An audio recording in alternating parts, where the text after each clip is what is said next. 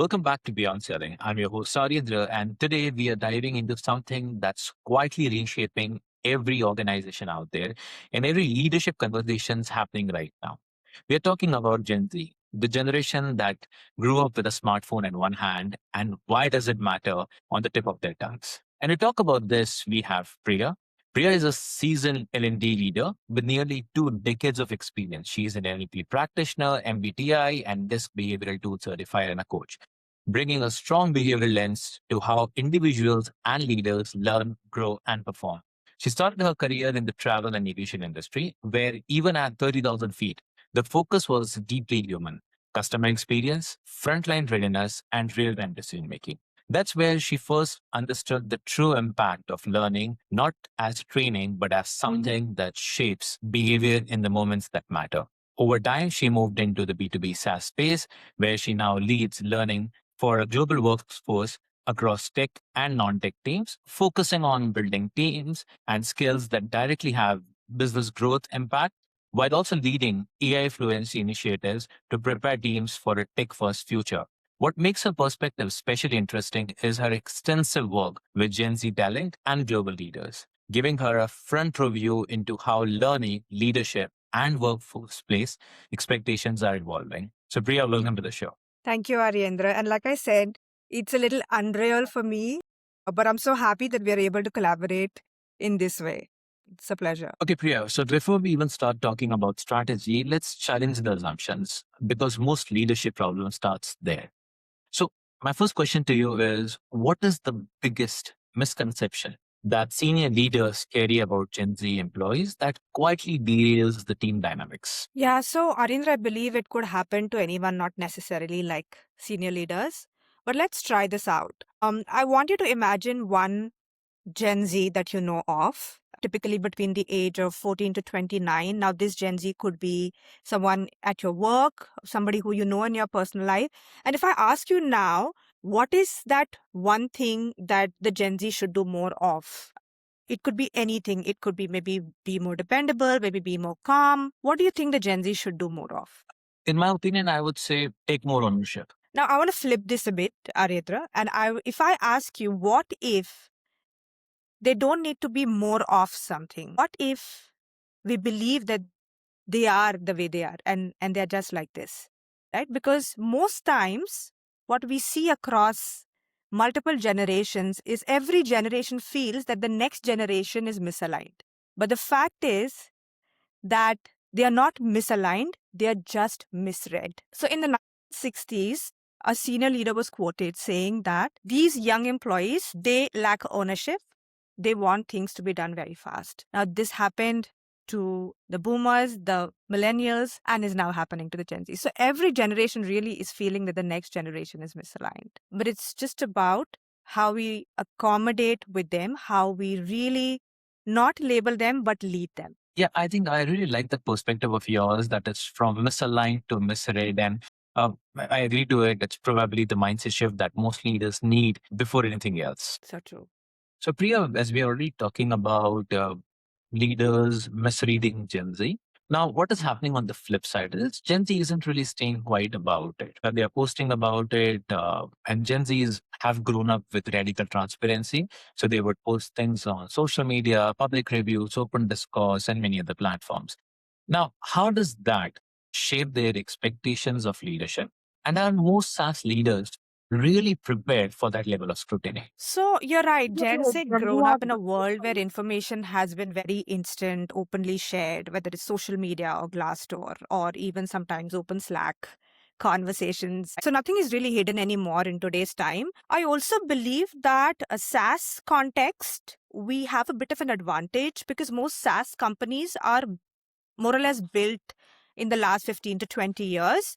So we have flatter hierarchies. We also are open towards sharing a little more, right? So we share our metrics with the organization. We share product roadmaps. We also share company performance many times. So in terms of transparency, there is a very innate need for SaaS companies to do that, which aids this entire piece to work with Gen Z as compared to a lot of traditional legacy organizations, which where information is kind of more controlled. So SaaS here has an advantage. That said, the expectations will always stay from the leaders from being more controlled communication. So they would really appreciate if you're more authentic in your approach and your conversation, and having an ongoing dialogue, like a constant and immediate touch point after an important meeting.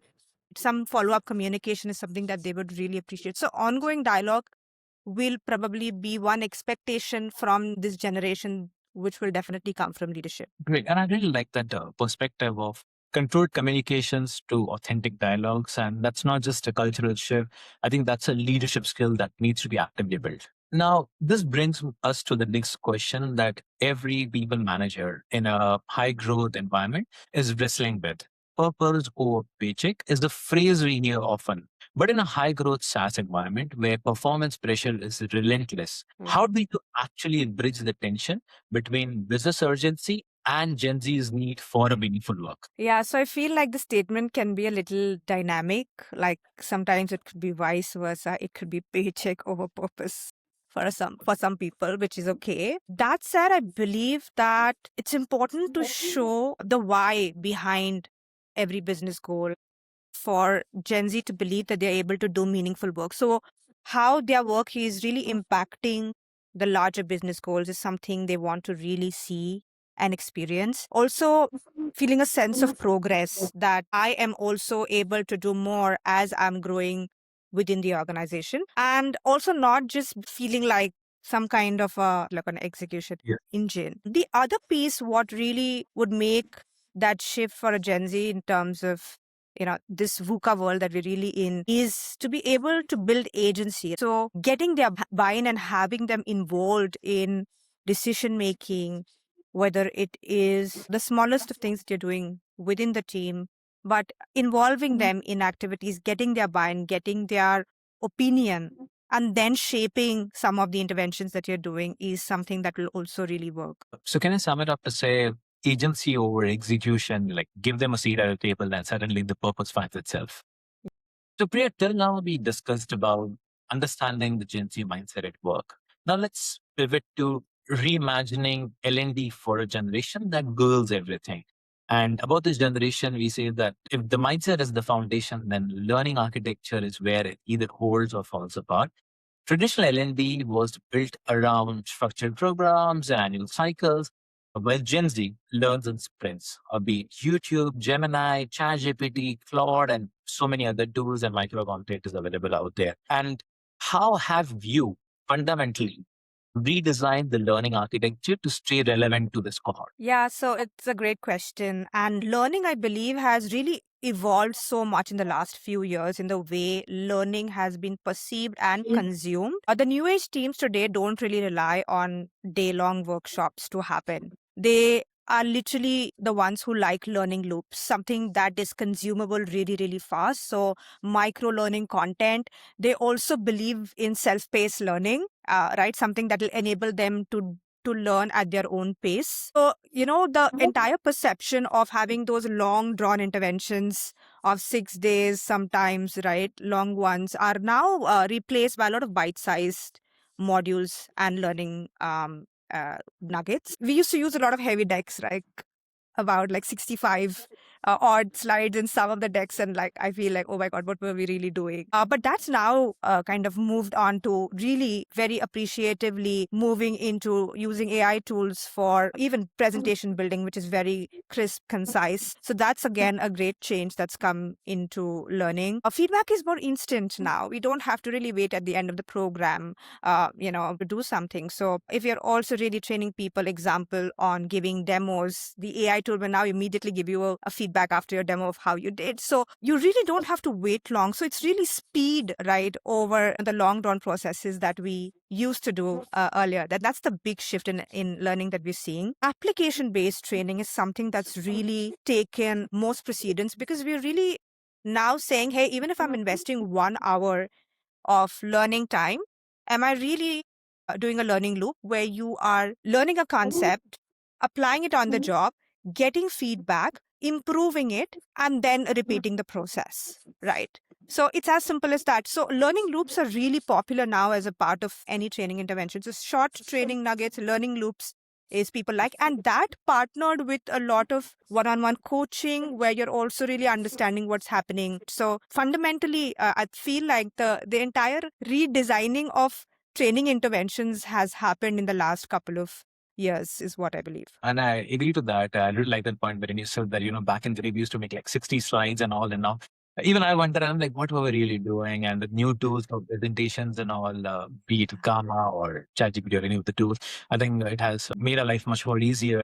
Absolutely.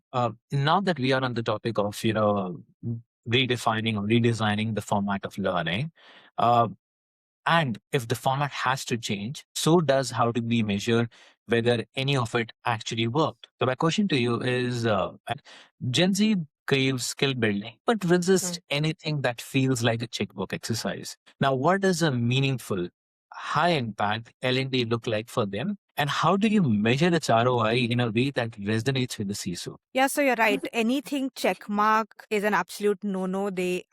Anyone would really question it that, hey, why do I really have to do this? Unless it's a mandatory program like a product proficiency program, which has to be done, which the messaging has to be very clear. But anything that's just check mark is something that they will not appreciate. Now, in terms of high impact initiatives with the new age teams, I believe what's really shifted, one is not just the content or the module, but what really happens after that. So real world simulations, live problem solving, role based scenarios, and practice led programs is something that will really resonate, number one. So a lot of practice based programs. Also, something that is really popular now that we see is bite sized learning and interactive social engagements where people can learn from. So cohort based learning, peer learning, very creator style content that also resonates with the group. Today, people really want to know what is the rating of the trainer before they really take a course, right? Game-based learning, again, is very, very popular. We also are building multiple new concepts within the learning intervention. So something like having an accountability partner.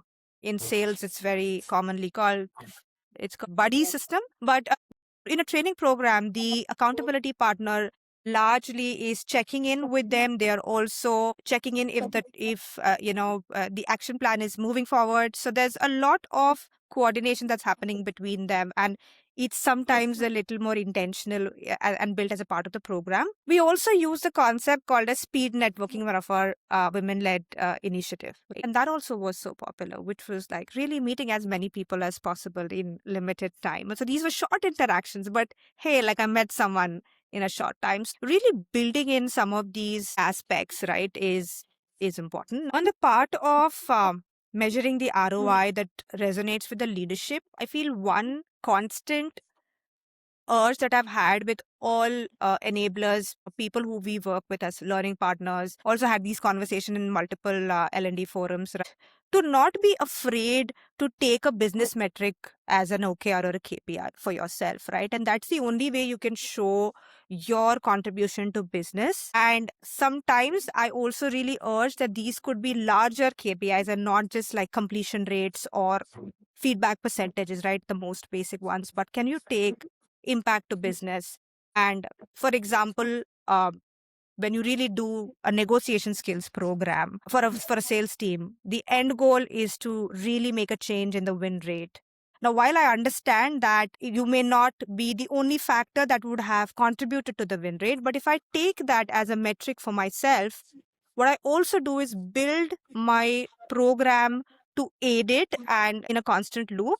And even though my contribution would be 5% of the 100% of what it takes to improve that win rate, for me, that is my 100%, and I'm still contributing.